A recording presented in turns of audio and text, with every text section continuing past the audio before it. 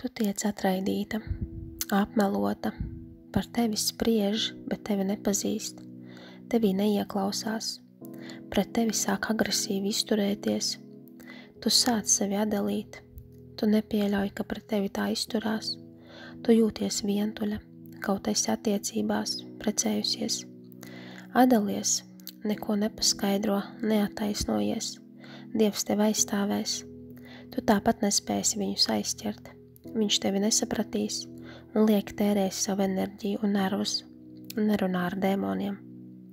Dievs deva dziesmu. Dua Lipa, Be the One. Es redzu mēnesi, ak, kad tu skaties saulē, tu neesi muļķis, nē, tu nevienu nemaldini, ak, bet kad tu esi prom, visas gaismas nodziest.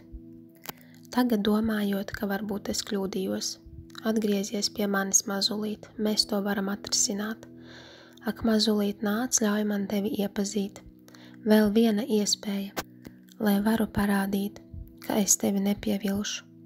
Nē, es neatstāšu tevi lejā un neiešu prom, jo es varētu būt tas, es varētu būt viens.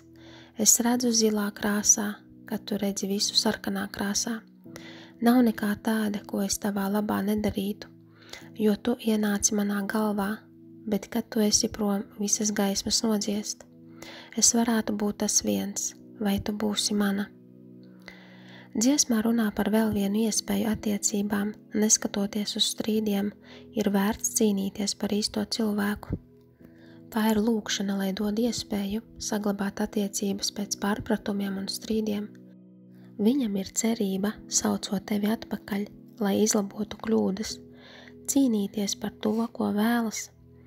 Dziesmā ir pieminētas krāsas, tās raksturo nesaskaņas. Viņš solās būt īstais un iepazīt, ja dos iespēju.